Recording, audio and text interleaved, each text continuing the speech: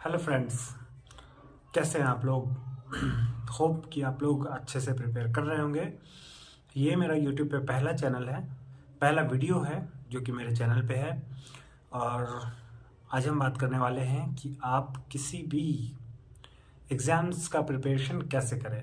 Government exams की ही बात कर रहे हैं और हम बात करेंगे ग्रुप बी, ग्रुप सी, आपका वनडे एग्ज़ाम्स को आपको कैसे क्रैक करना है, उससे रिलेटेड हम बात करेंगे। पीएससी और यूपीएससी का बात हम कर नहीं सकते क्योंकि मैंने खुद उसे क्रैक किया नहीं है, तो मैं वो एलिजिबल पर्सन हूँ नहीं। तो चलिए भाई, मैं जिस चीज़ के एलिजिबल हूँ उससे स्टार्ट करता हूँ। तो देखिए, आपके पास तो बहुत सारे एग्ज़ाम्स हैं जिसका आपको प्रिपरेशन करना है, बट लगभग लगभग हर ग्रुप बी और ग्रुप सी एग्ज़ाम्स का सिलेबस सेम होता है। बहुत लोग कहेंगे कि नहीं, सबका स्ट्रेटजी तो अलग होना चाहिए, सारा एग्ज़ाम्स अलग अलग तरह का होता है। बट एक बात अगर आप बताइए, अगर आपका जीएस एक टॉपिक है, तो अगर कोई भी आप ग्रुप बी जैसे कि एसएससी या फिर ग्रुप सी रेलवे, और आपको एसएससी में भी ग्रुप सी है, या फिर ग्रुप डी का प्रिपेयर कर रहे हैं रेलवे में या फिर अप्रेंटिस का। वैसे अब ग्रुप डी कोई नौकरी होता नहीं, ग्रुप सी ही होता है। तो अगर आप किसी भी एग्ज़ाम्स का एमटीएस सीजीएल ले लीजिए या फिर आप बैंक ले लीजिए, किसी भी एग्ज़ाम्स का प्रिपेयर कर रहे हैं, तो फिर उसमें आपको मैथ, रीजनिंग, इंग्लिश, जीएस यही टॉपिक्स रहता है। तो जब टॉपिक सेम है तो फिर करीब करीब स्ट्रेटजी भी सेम होगा। बट यहाँ पर देखिए, आपको पढ़ना उतना ही है, समय उतना ही लगेगा। बट आपको, अगर आप किसी एक एग्ज़ाम पे फोकस कर रहे हैं, तो हो सकता है कि किसी एक सब्जेक्ट का वेटेज ज़्यादा हो, किसी एक सब्जेक्ट का वेटेज कम हो। किसी एग्ज़ाम में कुछ इंपॉर्टेंट होगा और किसी एग्ज़ाम में वो दूसरा चीज़ इंपॉर्टेंट होगा। तो इसलिए आपको हर एग्ज़ाम्स का अलग अलग स्ट्रेटजी पता होना चाहिए। तो अगर आप हर एग्ज़ाम्स का प्रिपेयर कर रहे हैं तो फिर आपको सीरियस होना पड़ेगा। आपको पहले किसी एक एग्ज़ाम पे फोकस करना पड़ेगा। अगर आप एक एग्ज़ाम निकाल लेते हैं, उसके बाद फिर आप दूसरे एग्ज़ाम पे फोकस कीजिए, तीसरे एग्ज़ाम्स पे एक एक करके फोकस अगर हम करते हैं तो फिर हमारे लिए आसान होता है एग्ज़ाम्स क्वालिफाई करना। एक साथ अगर आपको 5 गोल्स दे दिए जाए तो आप उसको हिट कर ही नहीं सकते। अगर आपके पास सामने एक गोल है तो आप उसको अच्छे से हिट कर सकते हैं। तो ये कोई बहुत बड़ा चीज़ नहीं है, बट हम लोग में एक साइकोलॉजी होता है, हम लोग को एक डर होता है कि अगर हम 4-5 एग्ज़ाम देंगे तो प्रोबेबिलिटी वर्क करेगा, और 10 एग्ज़ाम देंगे या 100 एग्ज़ाम देंगे तो कोई एक तो निकल जाएगा। बट आप इस तरह से प्रोबेबिलिटी गेम नहीं खेल सकते। आप देखिए, एग्ज़ाम्स दे सकते हैं, एग्ज़ाम देने के लिए कोई नहीं रोका है आपको। आप श्योर शॉट सारा एग्ज़ाम दीजिए, जो भी एग्ज़ाम आ रहा है वो वहाँ से आपको प्रैक्टिस भी होगा, वहाँ से आपको एग्ज़ाम प्रेशर भी झेलना पड़ेगा, और आपको एक्सपीरियंस होगा। आपको जो रियल एग्ज़ाम में प्रिपेयर जो एक्सपीरियंस होगा वो आपको टेस्ट सीरीज से या फिर कहीं से, वीडियो से, स्ट्रेटजी से, मोटिवेशन से, कहीं से नहीं मिलेगा। वो जो आप वहाँ पे बैठ के फील कीजिएगा, वो फीलिंग डिफरेंट है। तो आप हर एग्ज़ाम्स में बैठ सकते हैं, बट आपको फोकस करना है कि मैं ये एग्ज़ाम को, मुझे लगता है कि मैं थोड़ा आसानी से क्लियर कर सकता हूँ। देखिए, कोई भी एग्ज़ाम जो कि यूपीएससी और पब्लिक सर्विस कमीशन छोड़ के होता है, वो आसानी होता है। सिंपल शब्दों में आसान होता है। आसान किन के लिए होता है? जिनको पता है कि उनको इतना सही पढ़ना है और इतना समय देना है, थोड़ा समय देना है, थोड़ा पढ़ना है और इस डायरेक्शन में पढ़ना है। अगर आप इस तरह से करते हैं तो आपका सिलेक्शन होने का चांसेस बहुत ज़्यादा बढ़ जाता है।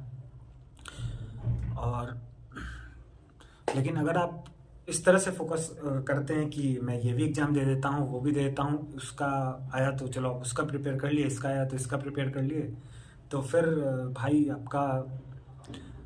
आप मतलब अलग दौर में आ गए हैं, अलग तरह के दौर में। ठीक है, अगर आप किसी एक एग्ज़ाम का भी प्रिपेयर करते हैं, उसमें भी तो लाखों कैंडिडेट्स हैं, तो आपको तो उनसे फाइट करना है ना। अगर आप 10 एग्ज़ाम फोकस करेंगे तो आपको कितने अलग अलग माइंडसेट के लोग के साथ कम्पीट करना पड़ेगा।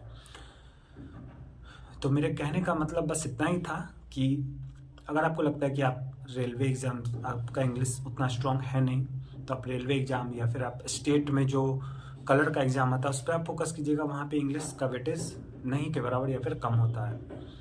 और अगर आपका इंग्लिश, आपको लगता है कि इंग्लिश पे आपका ठीक है, देखिए कोई भी सब्जेक्ट आपको लग रहा है कि आपका वीक है, आपका स्ट्रांग है, अगर आपको लग रहा है कि कोई सब्जेक्ट आपका वीक है तो आप एक काम कीजिए, अपने 50 घंटे उस सब्जेक्ट में लगा दीजिए। सिंपल सा बात है, 100 घंटे लगा दीजिए। चलिए आपका मैथ वीक है, आप एक काम कीजिए, यूट्यूब पे वीडियो सर्च कीजिए जो 1-2 घंटे का है, और आप 100 घंटे ऐसे ही वेस्ट कर दीजिए। क्योंकि आपका वीक है ही, तो चलिए हम वेस्ट ही कर देते हैं, चलिए वेस्ट कर दीजिए।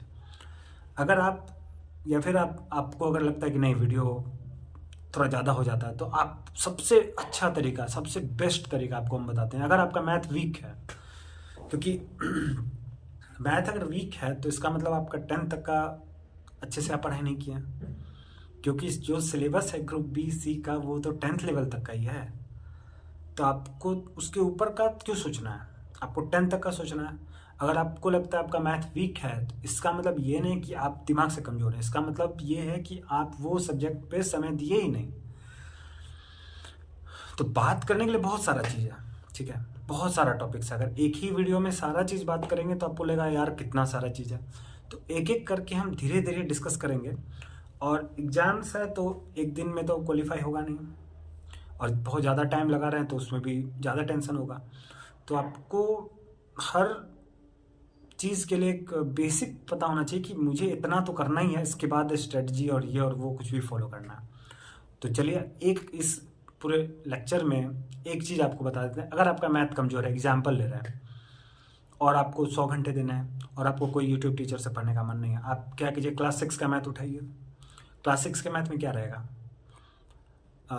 ऐसा मतलब कि कुछ बहुत वाहियात टाइप का चीज़ मत उठाइए। मान लीजिए क्लास 6 का मैथ है तो उसमें 10 चैप्टर है, 10 चैप्टर मतलब 15 चैप्टर मान लेते हैं, तो 3-4 चैप्टर फालतू रहता है, जैसे ग्राफ बनाने वाला, जैसे कोई पॉलिनोमियल का एग्जाम्पल हो जाएगा, कहीं छोटा मोटा चीज़ रहेगा, उस पर फोकस नहीं करना है। 15 मान लीजिए चैप्टर है तो 3-4 चैप्टर छोड़ दीजिए, 12 चैप्टर है क्लास 6 का।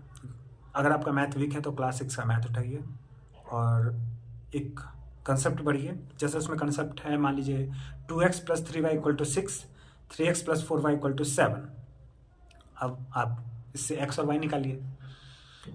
तो अगर आपको ये चीज़ एग्जाम्पल देख के आपको समझ में आ जाएगा, एग्जाम्पल देखिए 1-2, और उस पर आपको 5-10 प्रैक्टिस क्वेश्चन होगा, वहाँ पे आप प्रैक्टिस कर लीजिए।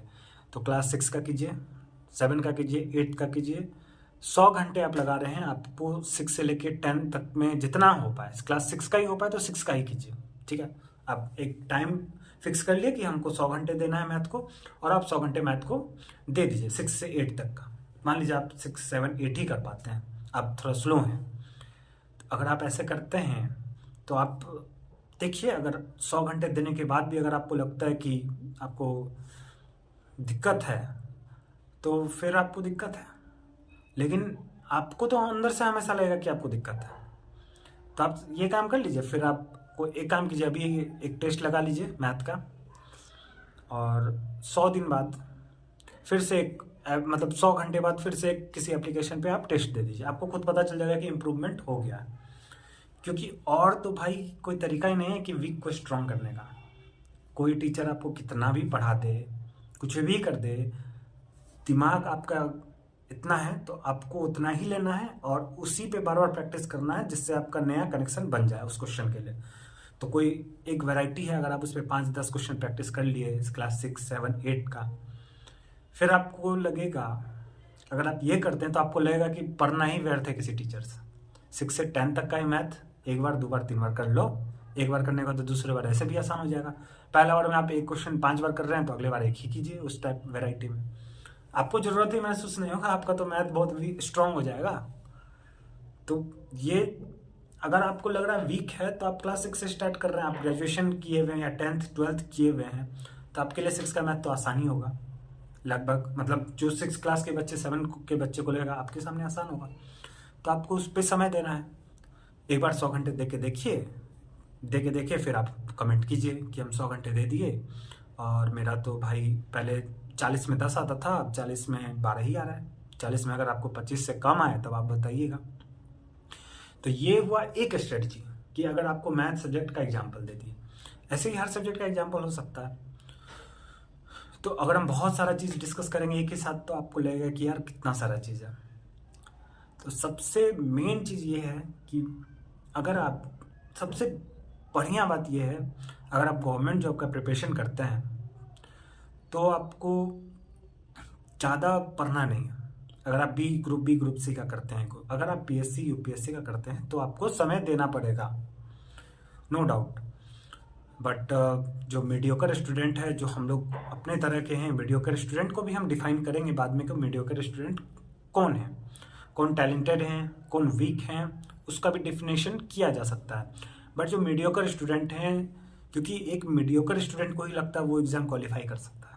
एक जो वीक स्टूडेंट है उसको पता है कि वो वीक है, तो वो हो सकता है जर्नी छोड़ दे या फिर वो ज़्यादा मेहनत करेगा, तो उसको पता है क्या करना है। जो टैलेंटेड है वो तो भाई छोटा मोटा जॉब का तैयारी ही नहीं करता, बड़े जॉब का ही करता है, और बड़े जॉब का ही करता है और सिलेक्शन भी नहीं होता है, छोटे में भी नहीं होता, बड़े में भी नहीं होता, क्योंकि वो टैलेंटेड है। तो टैलेंटेड है तो भाई छोटा काम कर नहीं सकता, टैलेंटेड है तो भाई ज़्यादा पढ़ नहीं सकता है, ज़्यादा देर सिटिंग आवर नहीं दे सकता है, तो भाई का कहीं नहीं हो पाता। तो हम बात करेंगे मीडियोकर स्टूडेंट्स का, जो कि हम लोग हैं मीडियम स्टूडेंट। हम लोग को लगता है कि हम ये एग्ज़ाम भी क्वालिफाई कर सकते हैं, ये भी कर सकते हैं, ये भी कर सकते हैं।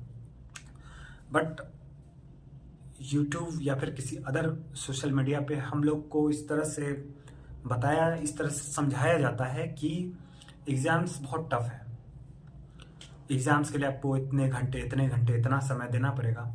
तो बेसिक मोटिव यही है इस यूट्यूब चैनल का कि आपको बताना कि देखो भाई, ज़रूरी नहीं है कि बहुत मेहनत करना ही रास्ता हो सकता है दूसरा रास्ता भी हो, तो हम उस रास्ते के बारे में डिस्कशन करेंगे। तो अब देखते हैं कि कितना आपको पसंद आता है और हम कितना वीडियो बनाते हैं। और अगर आपके लिए ये वीडियो हेल्पफुल होगा, क्योंकि आपका समय वेस्ट हो रहा है, मेरा भी समय वेस्ट हो रहा है, तो मेरा भी समय वेस्ट ना हो और आपका भी समय वेस्ट ना हो, दोनों का नहीं हो। तो इसके लिए इम्पोर्टेंट है कि आपको कुछ इम्पोर्टेंट इन्फॉर्मेशन मिल पा रहा है या नहीं वीडियो से। अगर भाई आपको सुनने से, अगर आपका कुछ घंटे बच जाते हैं, अगर मेरा 15 मिनट का वीडियो सुनने से अगर आपका 50 घंटा या फिर आपका 1 महीना या फिर 2 महीना बच जाता है, तो फिर मेरे लिए फ्रूटफुल है और आपके लिए फ्रूटफुल है। लेकिन अगर मेरे 15 मिनट वीडियो देखने के बाद आप फिर से 15 मिनट का वीडियो देख रहे हैं, फिर से आपको मोटिवेशन हो रहा है कि और हम 10 वीडियो देखें, तो फिर ये सही तरीका नहीं है। मतलब ये जो हम अगर वीडियो बना रहे हैं वो एडिक्टिव हो रहा है। तो आपको एडिक्टिव वीडियो नहीं, अंडरस्टैंडिंग लेवल में वीडियो देखना है, जो कि आपको सही डायरेक्शन दे। तो इस वीडियो का, इस चैनल का मोटिव यही होगा कि आप सही डायरेक्शन में कैसे मेहनत करें और कम मेहनत में कैसे ज़्यादा अचीव करें। और सबसे इम्पोर्टेंट बात जो अभी हम बोले कि आपका समय बर्बाद नहीं होना चाहिए। हो सकता है मेरा यह पहला वीडियो है, मैं 15 मिनट में आपका 12 मिनट ख़राब कर दिया होगा, हो सकता है कि 1-2 मिनट का आपको कुछ सीखने के लिए मिला हो। तो भाई अब स्टार्टिंग वीडियो है तो फिर इसमें हम एक्स्ट्रा बात तो कर ही देंगे, क्योंकि हम खुद उतना इफेक्टिव नहीं है कि आपके लिए एकदम 3 मिनट का ही वीडियो बना और 3 मिनट का ही काम का बात करें, क्योंकि खुद पता नहीं है मुझे कि कौन सा काम का बात। जैसे कोई 5 कोटेशन तो नहीं है ना कि एक लाइन ये, एक लाइन ये, एक लाइन वो 5 लाइन वाला जो कोटेशन होता है वो कभी काम नहीं आता।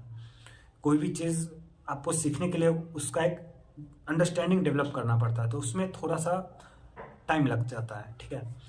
तो अगर आपको लगता है वीडियो स्लो है तो आप थोड़ा उसको फास्ट फॉरवर्ड कर लीजिए। कोई अगर आपको इंपॉर्टेंट एक पॉइंट भी मिलता है तो आप उसको नोट कर लीजिए।